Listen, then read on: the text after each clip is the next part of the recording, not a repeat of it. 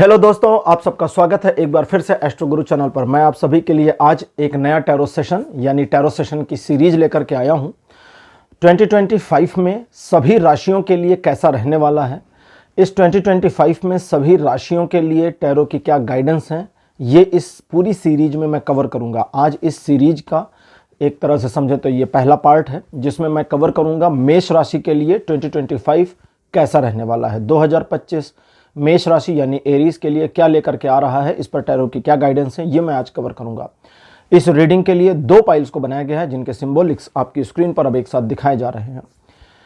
S of cups pile number 1, S of wands pile number 2। दो cards tarot deck के आपके सामने आपकी स्क्रीन पर। जो आपको अच्छा लगे उसे अपनी पाइल मानिए, अकॉर्डिंगली आज की रीडिंग को देखिए, ये आपके साथ रेजोनेट करेगी। मैं आपको बता दूं कि ये जनरल रीडिंग है, तो आप इसे जब पहली बार देख रहे हैं ये वहां से आपके साथ रेजोनेट करना शुरू कर सकती है। दोनों पाइल के लिए टाइम स्टैम्प्स को डिस्क्रिप्शन और कमेंट सेक्शन दोनों जगह पोस्ट किया गया है ताकि आपको सुविधा हो जाए। अपनी पाइल की रीडिंग पर डायरेक्ट पहुंचने के लिए टाइम स्टैम्प पर क्लिक करिए, वीडियो आगे चला जाएगा और आप डायरेक्टली अपनी पाइल की रीडिंग पर पहुंच जाएंगे। जो लोग आज मुझसे पहली बार जुड़े हैं उनका एस्ट्रो गुरु चैनल पर बहुत बहुत स्वागत करता हूं। आप सभी इस चैनल को सब्सक्राइब जरूर करिए, बेल आइकन को भी प्रेस करिए, क्योंकि जब आप बेल आइकन प्रेस करते हैं तो नए वीडियोस की नोटिफिकेशन आपके फ़ोन पर आनी शुरू हो जाती है। और मेरे रेगुलर व्यूवर्स और सब्सक्राइबर्स, आप सभी के सहयोग और प्यार के लिए बहुत बहुत आभार। आगे बढ़ने से पहले आपको बता दूं कि मैं एक प्रोफेशनल एस्ट्रोलॉजर, एक प्रोफेशनल टैरो रीडर भी हूं। तो आपकी स्क्रीन पर यह नंबर जो आ रहा है इसके ऊपर आप संपर्क कर सकते हैं। अगर अपने लिए आपको एक पर्सनल टैरो रीडिंग सेशन चाहिए या अपनी कुंडली आप मुझे दिखाना चाहते हैं, यह व्हाट्सएप नंबर है, तो इस पर कॉल नहीं करना है, इस पर मैसेज करिए। मैसेज के थ्रू सारी इन्फॉर्मेशन मेरी टीम मेंबर आपको प्रोवाइड करेगी और आपकी हेल्प करेगी मेरे साथ आपके सेशन को बुक करने में। तो चलिए आज की रीडिंग को शुरू करते हैं और आपकी पाइल में मिलते हैं।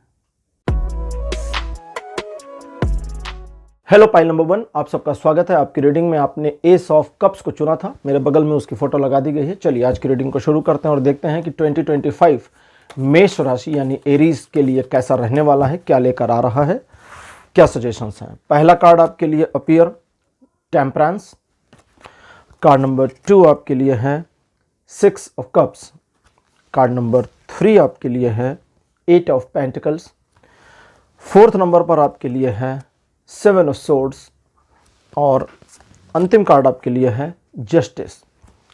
2025 मेष राशि आपके लिए कुछ एक मामलों में थोड़ी समस्या लेकर के आ जरूर सकता है, लेकिन समस्या इतनी मुश्किल नहीं होगी जिसे आप मैनेज ना कर सके। आपको आपके पास्ट से, किसी भी तरीके का पास्ट, उससे अगर छूटना है और छूटना है या उसको पीछे छोड़ करके लाइफ में आगे बढ़ना है, तो उसमें ये साल आपकी खासी मदद करेगा। आपकी पर्सनल लाइफ, फैमिली लाइफ और प्रोफेशनल लाइफ में जो एक बैलेंस की कमी आप महसूस कर रहे हैं या कई बार कर जाते हैं, वो इस साल ऑटोमेटिकली अपने आप मैनेज हो जाएगी। लेकिन जब वो मैनेज होगी तो थोड़े टाइम बीइंग के लिए मैनेज होगी, बहुत लंबे टाइम के लिए नहीं होगी। जब थोड़े टाइम के लिए वो ऑटो मैनेज हो जाए तो वहाँ से फिर कंट्रोल आपको अपने हाथ में लेना होगा। अब ऐसा तो है नहीं कि ईश्वर आपका पूरा साल मैनेज करके रखेंगे, थोड़े टाइम के लिए चीज़ें मैनेज करके डोर आपके हाथ में पकड़ा दी जाएगी कि अब यहाँ से आप संभालिए। अब ईश्वर के द्वारा पकड़ाई गई डोर को आप नहीं संभाल पाए तो फिर गलती आपकी होगी, उसमें ईश्वर की गलती नहीं है। दूसरा, इस ईयर आप जिस भी कार्य में अपने आप को सक्सीड करना चाहते हैं उसमें आपकी मेहनत के बेसिस पर आपको सफलता सुनिश्चित मिल जाएगी। यानी कि आप करेंगे तो हो जाएगा, नहीं करेंगे तो फिर वो डाउटफुल सिचुएशन में चला जाएगा। लेकिन उसके बावजूद सपोर्ट ये बताता है, सपोर्ट मतलब ईश्वर का या कार्ड्स का जो सपोर्ट आपके लिए है वो ये बताता है कि इस 2025 में मेष राशि आपको अंततः अपने कार्यों में सफलता जरूर मिल जाएगी। लेकिन ये बहुत अच्छी बात नहीं है क्योंकि अंततः मिल रही है, यानी एट लास्ट अगर हमें किसी चीज़ में सक्सेस मिलती है, किसी भी चीज़ में, तो फिर इसका यह मतलब हुआ कि शुरू से लेकर एट लास्ट तक पहुंचने से ठीक पहले तक हम बहुत कुछ झेल चुके, बहुत परेशान हो चुके, बहुत उदास और निराश हो चुके, और अंततः जाके सफलता मिली। तो वो अंततः जाकर सफलता जो मिलती है वो हमें उतना प्रसन्न नहीं करती जितना हमारे रास्ते भर में हमको ये मालूम होता है, ये फील होता रहता है कि सफलता हमारे हाथ में है और हम लेकर रहेंगे। इसलिए अंततः के चक्कर में ना पड़ें, बीच में चीज़ों को मैनेज करें। जैसे इस साल की जो शुरुआत होगी वो थोड़ी सी धीमी आपके लिए होगी, लेकिन एक बार उस शुरुआत में आपने लय पकड़ ली, लय अपने में बना ली, एक रिदम बना लिया, तो उस रिदम को चलाते रहेंगे। वो रिदम किसी भी दिशा, किसी भी सब्जेक्ट पर काम कर सकता है और अगले 4 से 5 महीने मोटा मोटा मान के चलें कि मई का अंत जो होगा, मई महीने का समाप्ति तक चीज़ें आपके लिए नियंत्रित भी रहेंगी, कंट्रोल्ड भी रहेंगी, पॉजिटिव भी रहेंगी, ईश्वर की कृपा भी दिखेगी। मई, जून, जुलाई, अगस्त ये जो महीने रहेंगे, मई के बाद से जून, जुलाई, अगस्त, इसमें मई को हम शामिल करेंगे तो 4 महीना आ जाएगा। ये जो 4 महीने रहेंगे आपके लिए, इसमें आप काफ़ी क्रिएटिव रहेंगे। आपकी क्रिएटिविटी की वजह से आपको नए आइडियाज़ आएंगे, उन आइडियाज़ के ऊपर काम करके सफलता अर्जित कर पाएंगे। आप अपनी क्रिएटिविटी की वजह से ऐसे मार्ग ढूंढ पाएंगे, ऐसे रास्ते आप निकाल ले जाएंगे जो मुख्यतः या मूलतः आपको बंद मालूम देते हों, यानी किसी मुश्किल मामले में, मुश्किल परिस्थिति में भी निकलने के लिए रास्ता मिल जाएगा।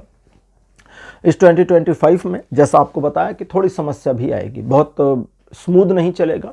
दैट मीन्स पिटफॉल्स आपका इंतजार करेंगे। पिटफॉल्स बोलते हैं सड़क के बीच के गड्ढों को।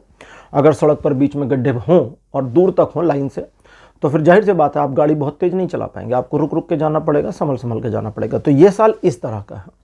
अब वो जो पिटफॉल होता है सड़क पे, हम एक बार सड़क की बात करें, जो सड़क पर पिटफॉल होता है, ये छोटे छोटे गड्ढे होते हैं, वे हमारी गाड़ी की स्पीड को स्लो कर देते हैं लेकिन हमें कोई डैमेज नहीं करते। तो ये ऐसा ही है, ये आपकी स्पीड को स्लो करता है लेकिन कोई डैमेज नहीं पहुंचाता। डैमेज इसलिए नहीं पहुंचाता कि काफ़ी कुछ ईश्वर के द्वारा मैनेज्ड हो रहा है, और शुरू से हो रहा है और अंत में भी हो रहा है।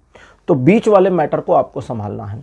यहाँ दूसरों के मामलों से अपने आप को थोड़ा बचा कर रखना है, मदद करिए, ज़रूरत पड़े तो उनके लिए काम करिए, लेकिन जहाँ नेसेसरी हो जाए कि अब मुझे मेरे काम को पहले देखना है, दूसरे के काम को नहीं, वहाँ अपने काम के प्रति चिंता थोड़ी सी ज़्यादा करिए। तो इस चीज़ का आप ध्यान रखें। और ये साल बीतते बीतते, जैसा आपको बताया कि मई, जून, जुलाई, अगस्त का आपका एक क्रिएटिव मोड ऑन होगा, जिसकी वजह से आप काफ़ी क्रिएटिव माइंडसेट के पर्सन रहेंगे। तो अब इन 4 महीनों में ये प्लान करना या ऐसा काम करना जो अगले 4 महीने तक कैरी फॉरवर्ड हो, या ऐसा प्लान करना जो अगले 4 महीने में किया जा सके, अगर आप ये कर ले जाते हैं तो चीज़ें स्मूदर निकल जाएंगी। अन्यथा ये तो श्योर आ रहा है कि इस साल आप जिन मामलों को हाथ में लेंगे अंततः उसमें सफलता मिल जाएगी, लेकिन मज़ा अंततः वाली सफलता में नहीं होता, ध्यान रखिएगा। अब लेते हैं आज की ओरेकल डेक और देखते हैं ओरेकल डेक क्या इन्फॉर्मेशन आपके लिए देती है। आज की ओरेकल डेक है ओरेकल यौगिक पाथ।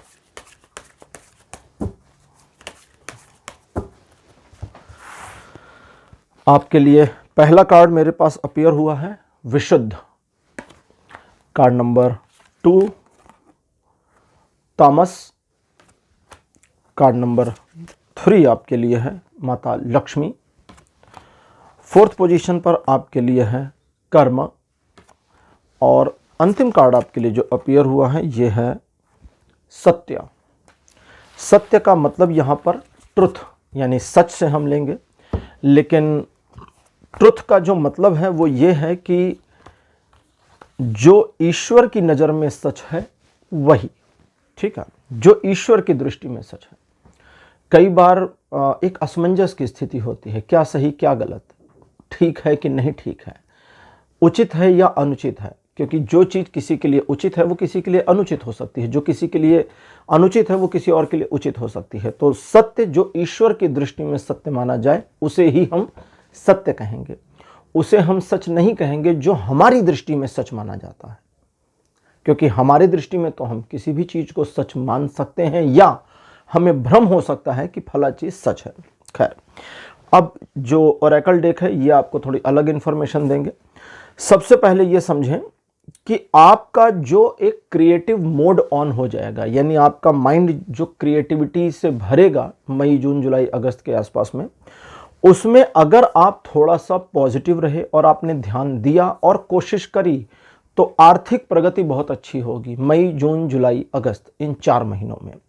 सिर्फ इतना ही नहीं, इन्हीं 4 महीनों में आपकी आर्थिक प्रगति और अगले 4 महीनों में सितंबर, अक्टूबर, नवंबर, दिसंबर, ये करीब 5 महीने हो जाएंगे, नहीं 4 महीने, सितंबर, अक्टूबर, नवंबर, दिसंबर, 4 महीने।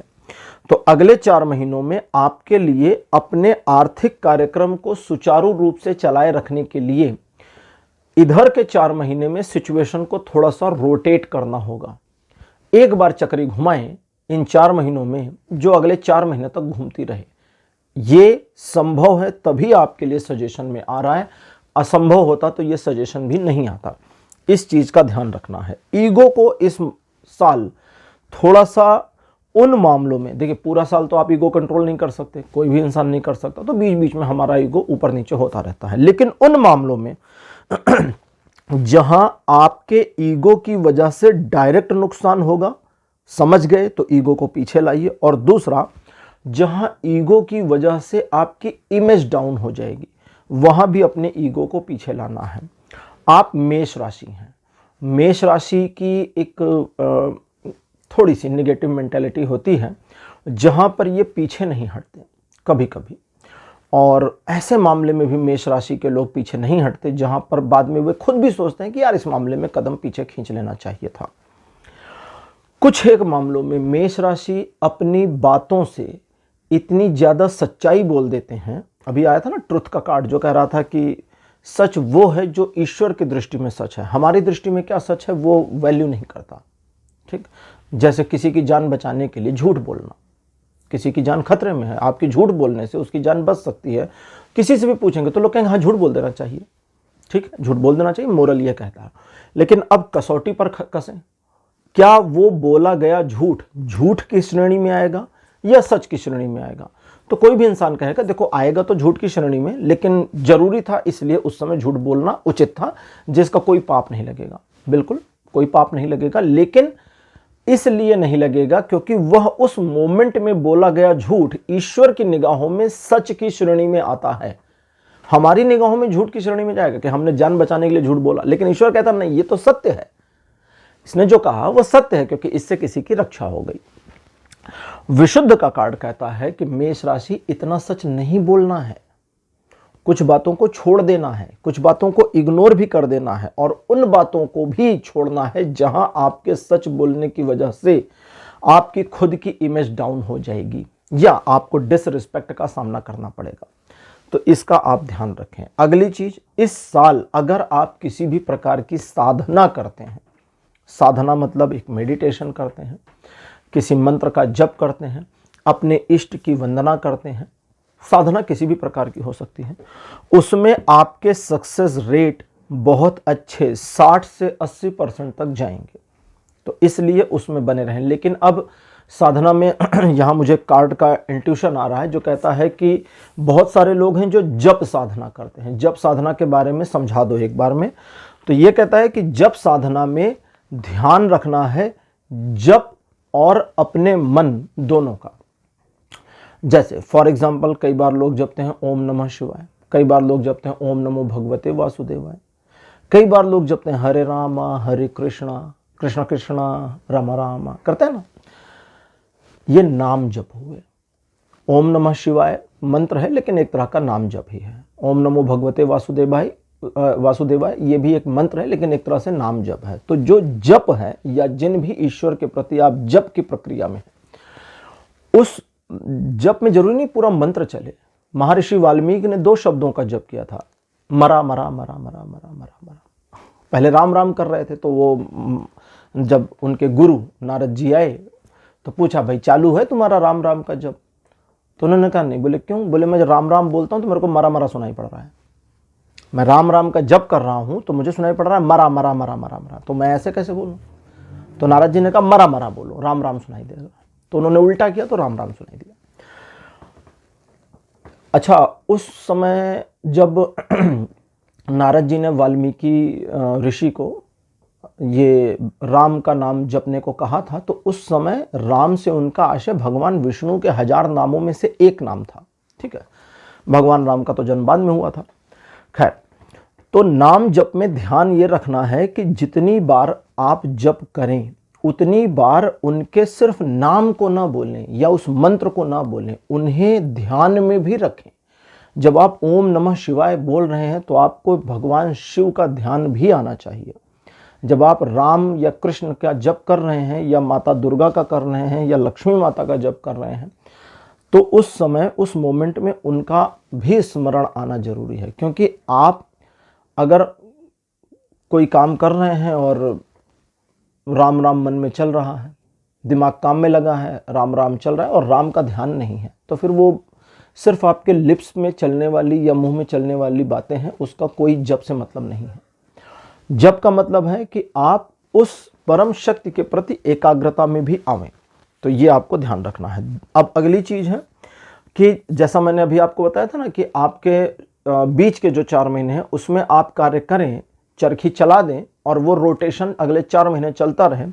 कर्म का कार्ड कहता है इसकी 100% पॉसिबिलिटी है, लेकिन तब जब आप उस चक्री को चलाने के लिए अपना समर्पण देंगे। अब ऐसा नहीं कि आप काम चोरी कर जाएं, उससे काम नहीं चलने वाला। यदि आप अपना समर्पण देते हैं तो वो चक्री चलेगी और अगले 4 महीने मतलब मई से लेकर के दिसंबर तक का समय पूरा आपके कंट्रोल और हाथ में रहेगा। और बीच में जो व्यवधान आने हैं, मोस्टली जुलाई के आसपास में थोड़ी ज़्यादा समस्या हो सकती है, उससे आप अनायास अपने आप बाहर भी आ जाएंगे और एट लास्ट सारी चीज़ें आपको सपोर्ट तो कर ही रही हैं, तो इसमें किसी प्रकार का नुकसान नहीं है। तो मेष राशि, यह था आपका रीडिंग कि आपका 2025 कैसा रहने वाला है। आज की रीडिंग आपको कैसी लगी, अपने एक्सपीरियंस, अपने अनुभव कमेंट सेक्शन में जरूर लिखिएगा। इस वीडियो को लाइक करिए, शेयर करिए और चैनल को सब्सक्राइब करना मत भूलिए। अगले वीडियो में आपसे फिर मिलूंगा। Bye bye. हेलो पाइल नंबर 2, आप सबका स्वागत है। आपकी रीडिंग में आपने एस ऑफ वॉन्ड्स को चुना था, मेरे बगल में उसकी फोटो लगा दी गई है। चलिए रीडिंग शुरू करते हैं और देखते हैं कि आपके लिए यानी मेष राशि आपके लिए 2025 कैसा रहने वाला है। इस पर टैरो की क्या गाइडेंस है। कार्ड नंबर 1 आपके लिए है 9 ऑफ पेंटिकल्स। सेकंड पोजीशन पर आपके लिए है 5 ऑफ पेंटिकल्स। कार्ड नंबर 3 आपके लिए है डेथ। फोर्थ नंबर पर आपके लिए है पेज ऑफ कप्स और अंतिम कार्ड आपके लिए है night of cups. 2 card pentacle house से, 2 कार्ड कप हाउस से और 1 मेजर आर्काना से। डेथ का कार्ड अपीयर हुआ है आपके लिए तीसरे नंबर पर। जो लोग पहली बार टैरो रीडिंग देख रहे हैं बाई चांस, उन्हें बता दूं कि टैरो रीडिंग में 78 कार्ड होते हैं मेन डेक में। 78 कार्ड्स में एक डेथ का कार्ड और एक डेविल का कार्ड भी होता है। डेथ का कार्ड कभी भी किसी भी रीडिंग में किसी की भी मृत्यु को डायरेक्टली नहीं दिखाता है। डेथ के कार्ड का अर्थ है लॉर्ड ऑफ द डेथ, मृत्यु के देवता। आप इनको यम मान सकते हैं, भगवान यमराज। अच्छा, भगवान यमराज से कभी डरने की जरूरत नहीं होती है, उनसे डरना नहीं चाहिए। महाभारत के एक पात्र हैं युधिष्ठिर, आपने नाम सुना होगा। वे मंत्र शक्ति के द्वारा प्राप्त किए गए पुत्र थे माता कुंती द्वारा, और माता कुंती ने उन्हें यमराज से प्राप्त किया था। यमराज को धर्मराज भी कहा जाता है, इसीलिए युधिष्ठिर को महाभारत में कई जगहों पर धर्मराज युधिष्ठिर कहा गया है।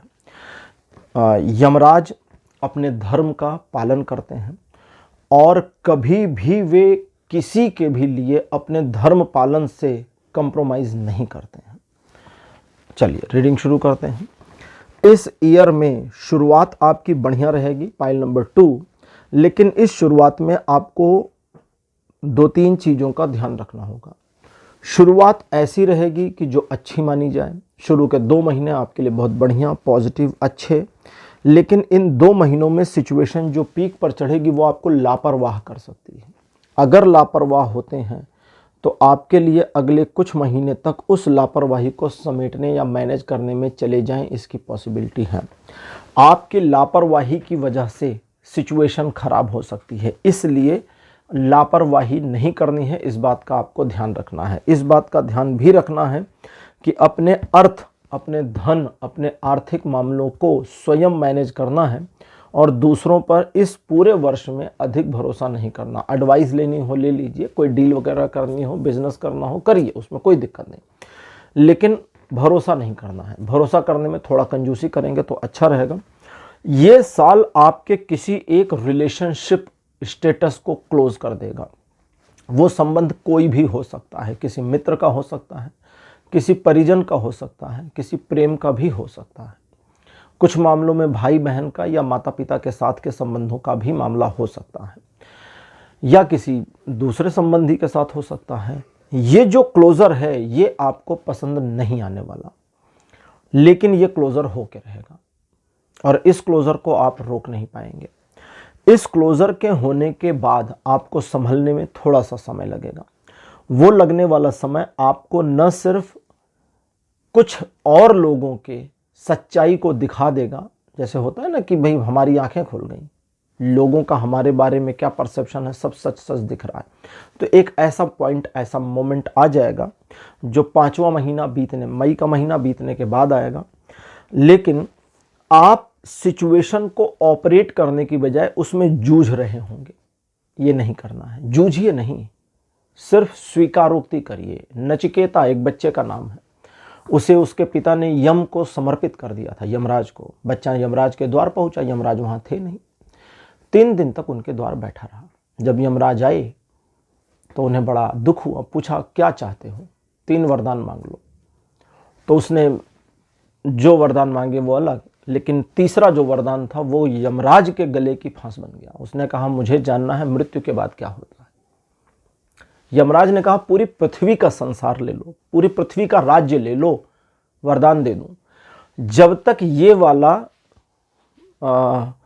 प्रलय नहीं आ जाता, उस यूनिवर्स मतलब जो समय चल रहा था उस समय, बोले इस समय में, इस समय काल में जब तक प्रलय नहीं आ जाती तब तक का जीवन भी ले लो। उसने कहा नहीं, कुछ नहीं चाहिए मेरे को ज़्यादा जीना नहीं, मेरे को राज्य नहीं चाहिए, सोना नहीं चाहिए, कुछ नहीं चाहिए, मुझे जानना मृत्यु के बाद क्या होता है। तो वह डरा नहीं। तो आपको डरना नहीं है। परिवर्तन से अगर डर गए तो आप सिचुएशन को ऑपरेट नहीं कर पाएंगे, और ऑपरेट नहीं कर पाने की वजह से ऐसी गलतियां करेंगे जिनकी क्रोनोलॉजी आपके लिए स्वयं परेशानी का सबब बनेगी, और उस क्लोजर को न पचा पाने के कारण, न एक्सेप्ट कर पाने के कारण एक गिल्ट बनेगी, सो अलग। सिचुएशन को अगर एक्सेप्ट कर लिया तो भी मैनेज करने में थोड़ा समय लग जाएगा, उतना तो स्वाभाविक है। उस समय को मैनेज करने के बाद, या उतना समय बीतने के बाद जिसमें 15 दिन, महीने भर का ज़्यादा से ज़्यादा टाइम है, उसके बाद चीज़ें न सिर्फ आपके लिए स्मूथ हो जाएंगी, स्मूथली ऑपरेटिव हो जाएंगी, दूसरों का सपोर्ट भी मिल जाएगा, और आपके कई सारे कार्य अनायास होते चले जाएंगे। ये साल आपको शुरुआत अच्छी देता है, बीच में मामले को थोड़ा सा डाउन या धीमा करता है, अंत को फिर बेहतर कर देता है।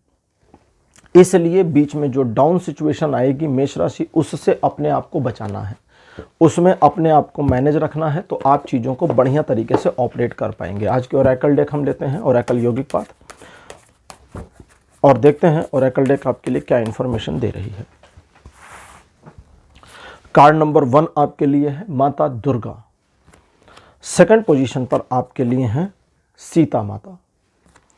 कार्ड नंबर 3 आपके लिए है माता छिन्नमस्ता। माता छिन्नमस्ता 10 महाविद्या में से एक देवी हैं। इनके बारे में अधिक जानकारी प्राप्त करने के लिए डिस्क्रिप्शन में लिंक देखिए, मिल जाएगा। 4th नंबर पर है राधा, और अंतिम कार्ड आपके लिए है माता लक्ष्मी। बिल्कुल अप्रत्याशित 56 कार्ड्स हैं इस ओरेकल डेक में, 56 में कुल 12 कार्ड ऐसे हैं जिसमें देवियां हैं, टोटल 12 नंबर, और 12 में से 5 कार्ड्स देवियों के आ गए, और सभी देवियों के ही आए हैं। ये मेरे लिए भी बहुत अप्रत्याशित है। खैर, वे जैसा चाहती हैं, या कार्ड्स जैसा चाहते हैं वैसे ही कार्ड्स भेजते हैं। अच्छा, अब यहाँ पर आपको क्या समझना है, अभी मैं आपको बता रहा था किसी एक रिलेशनशिप के क्लोज होने का मामला बन सकता है। तो ये यहाँ पर ओरेकल डेक के माता छिन्नमस्ता के कार्ड से इन्फॉर्मेशन, वो क्लोजर भी तुम्हारी गलती से होगा, क्योंकि तुम चीज़ों में एग्जेजरेट कर रहे हो, तुम चीज़ों को सही ऑपरेट नहीं कर रहे हो, तुम ज़रूरत से ज़्यादा इमोशनल चल रहे हो, और तुम्हें इतना इमोशनल होने की ज़रूरत नहीं है। अपने इमोशन को अपने पास रखो, अपने लिए साध कर रखो, और दूसरों को भी तुम्हारे इमोशन की परवाह करने तक इंतजार करो। ये उनका मैसेज आपके लिए था। इसे डिकोड नहीं करना है मुझे, उनकी ओर का इंट्यूशन, मुझे कोई इस पर एक्सप्लेनेशन ही नहीं देना है। अगर आप समझ गए तो ठीक, नहीं समझे तो इसे रिपीट करके फिर से सुन लीजिएगा, समझ में आएगा। आगे चलते हैं।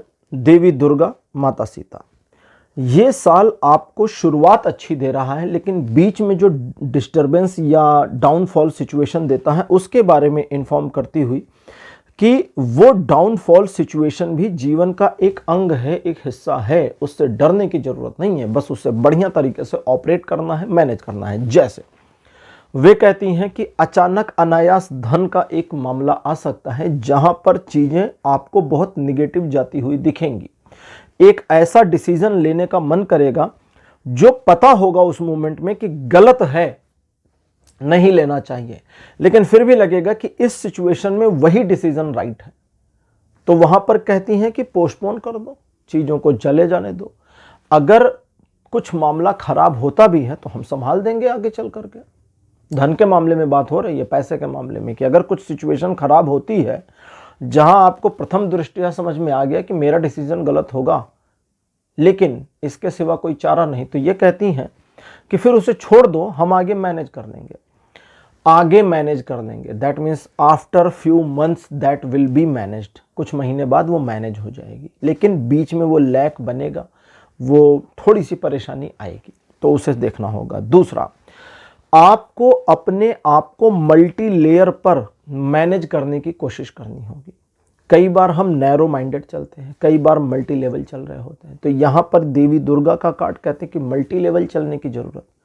नैरो माइंडेड तो तब होना है जब आपके सिचुएशंस आपको परमिशन दे दें कि भाई अब यहां नैरो माइंडेड चल लो, अदरवाइज मल्टी लेवल चलिए। दैट मीन्स कि आपके जीवन से जुड़े विभिन्न घटनाक्रमों पर अपनी पकड़ बनाए रखिए, घर पर, परिवार पर, स्वयं पर, अपने जीवन साथी पर। पकड़ बनाए रखने का मतलब उनसे स्लेवरी नहीं करानी है, गुलाम नहीं बनाना है। पकड़ बनाए रखने का मतलब चीज़ों को अपने नियंत्रण में रखिए, अपने व्यवसाय या जॉब पर।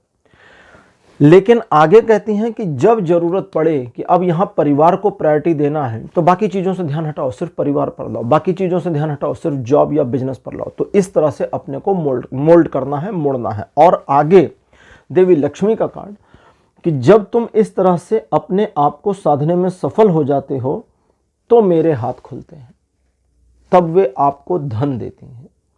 अपने आप को मैनेज करना है। देवी कहती हैं कि जब तुम स्वयं को साधने में सफल होते हो तब मेरे हाथ खुलते हैं। दैट मीन्स कि जो मैं बहुत बार बता चुका हूं वही चीज है कि अगर ईश्वर का आपको कुछ चाहिए, देवी से या देवताओं से आपको कुछ चाहिए, तो आपकी पात्रता भी होनी चाहिए। इसको एग्जाम्पल से समझिए, एक गिलास लेकर खड़े हैं खाली, आपको एक गिलास पानी चाहिए, सिर्फ एक गिलास, या उसमें एक गिलास पानी आएगा। लेकिन अगर आप ईश्वर से चाहें कि अब हमें एक बाल्टी पानी मिल जाए और आपके पास गिलास है, तो फिर उसमें एक बाल्टी पानी आएगा कैसे? सारा तो इधर उधर चला जाएगा। दैट मीन्स कि अपॉर्चुनिटी आई बट आपने मिस कर दी। ये यही है, कई बार हमारे जीवन में जो ऐसा मोमेंटम आता है जहां हम आगे चल करके सोचते हैं कि यार पास्ट में वो अपॉर्चुनिटी थी, हमने उसे मिस कर दिया। वो मिस इसलिए हो गई क्योंकि हमारी कैपेबिलिटी सही नहीं थी, हम तैयार नहीं थे, इसलिए मिस हो गई। तो आपको अपने आप को तैयार रखने की जरूरत है। तो वो कहती हैं कि तुम स्वयं को साधो और मेरे हाथ खुलते हैं। दैट मीन्स कि जब आप अपने को मैनेज करते हैं तो देवी लक्ष्मी कृपा करती हैं और आपको देती हैं। जो धन की समस्या आपने मैनेज करी, फेस करी, उस धन की समस्या से भी निकलने में मदद करती हैं। और सिर्फ इतना ही नहीं, वे आपको कुछ ऐसा भी देती हैं जो आपको अपने जीवन को संतुलित करने, संचालित करने और भविष्य में जाकर वैभवपूर्ण यानी प्रॉस्पेरस बनाने में मदद करता है। तो इस चीज को आपको समझने की जरूरत पड़ेगी। सबसे ज्यादा किस चीज की जरूरत है आपको? कि आप मल्टी लेवल और नैरो दोनों चल सकें, आप इमोशंस में ना आए लेकिन सही डिसीजन ले सकें, आप अपने को साध कर रखें, अपने को मैनेज्ड रखें, परिवर्तन को स्वीकार कर लें लेकिन अपना आपा ना खोएं, आप चीज़ों को सही ढंग से ऑपरेट करें जब वे स्मूथली चल रही हों, और उसमें भी आप ज़रूरत से ज़्यादा अपने आप को अस्थिर ना करें। इसके लिए आपको सिर्फ इस ज़रूरत होगी जो देवी सीता कहती हैं, वो है धैर्य की। अगर पेशेंस है तो ये सारी चीज़ें ईजिली मैनेज हो जाएंगी। और अगर पेशेंस नहीं है तो इन चीज़ों को मैनेज करने में आपको अच्छी खासी मुश्किलों का सामना करना पड़ेगा। लेकिन देवी आगे कहती हैं कि इस पेशेंस को, इस धैर्य को तुम्हें तुम्हारे ही भीतर से लाना पड़ेगा, बाहर से नहीं लाना पड़ेगा कि 1 किलो पेशेंस दे दीजिए, नहीं, वो नहीं चलेगा। अपने ही अंदर का पेशेंस उठाना पड़ेगा, अपने ही अंदर के धैर्य को पकड़कर खींचना पड़ेगा। और वो कहती हैं कि जब तुम तुम्हारे भीतर के धैर्य को खींचते हो तब तुम्हें स्वयं के भीतर कुछ परिवर्तित होने का एहसास होता है और वो फीलिंग्स तुम्हें तुम्हारे साथ एक होने में मदद करती है। फिर कोड में चला गया जिसकी व्याख्या नहीं करनी है। और जब तुम तुम्हारे साथ एक हो जाते हो तो तुम्हें समझ में आने लगता है कि क्या था, क्या है, क्या करना है और कैसे चलाना है। यानी कि चीज़ें रिवेल हो जाती हैं ऑटोमेटिक, भले वो थोड़े मोमेंटम के लिए हो, 15 दिन के लिए हो, 1 दिन के लिए हो, महीने भर के लिए हो, बट वे ऑटो रिवेल हो जाएंगी। और जब एक बार वे ऑटो रिवेल हो गई, यानी पर्दा हट गया और आपने चीज़ों को उस ढंग से ऑपरेट किया, तो देवी लक्ष्मी की कृपा कनेक्ट हो जाएगी। और जैसे ही कनेक्ट होगी, जिसके ऊपर देवी लक्ष्मी की कृपा हो उसकी तो चांदी ही चांदी। तो पाइल नंबर 2 ये थी आपकी आज की रीडिंग। आज की रीडिंग आपको कैसी लगी, अपने एक्सपीरियंस, अपने अनुभव कमेंट सेक्शन में जरूर लिखिए। इस वीडियो को लाइक करिए, शेयर करिए और चैनल को सब्सक्राइब करना मत भूलिएगा। अगले वीडियो में आपसे फिर मिलूंगा। Bye bye.